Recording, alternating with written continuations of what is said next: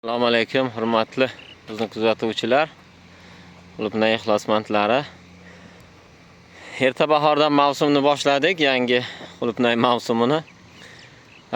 Bu 57 sotiq maydon Toshkent Sergeli Qumariq mahallasida oldik buni.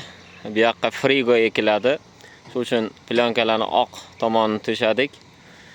Plyonka eni 120 27 ga 27 maxsus teshilgan plyonkalar.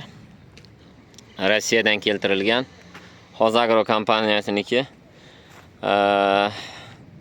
Yaxshi, sifat yaxshi, salgina yupqa, lekin Hozagrodan iltimos qilib qolardik. 0.6 qalinlikdagini olib kelsa juda ham a'lo bo'ladi.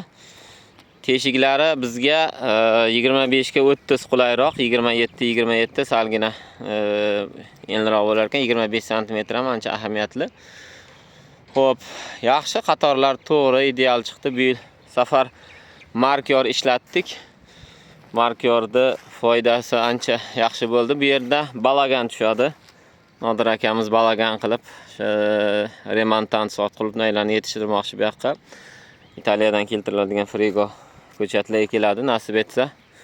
Akamizni hosiliga baraka tilaymiz. Xudo xolasa mo'l hosil olsinlar, barakali hosil olsinlar. Xudo xolasa agarda kimga mana shunday xizmatlar kerak bo'lsa, xudo xolasa olib beramiz, nasib etsa. Yaxshi ishimiz. Shu bir kunda ham frezalab oldik. Nastroykasiga ozroq vaqt ketdi. Xo'p, 1 gektar maydonni agar ertalabdan tushsa 1,5 kunda olishimiz mumkin 1 gektar maydonni. Qulupnaychilikni rivojlantirish uchun katta maydonlarda texnika ishlatishga majburmiz, chunki qo'lda bunaqa olish qiyin. Qatorlar yaxshi, balandligi 25 sm, plotniy, zich bo'ldi. Siz uchun ortiqcha ish qolmaydi. Plyonkani tortib, kapelni yotqizib, hamma narsani tayyor qilib ketdi. Faqatgina bo'lishlar nimani qo'lda bajariladi. O'rtada balagan uchun qator tashladik.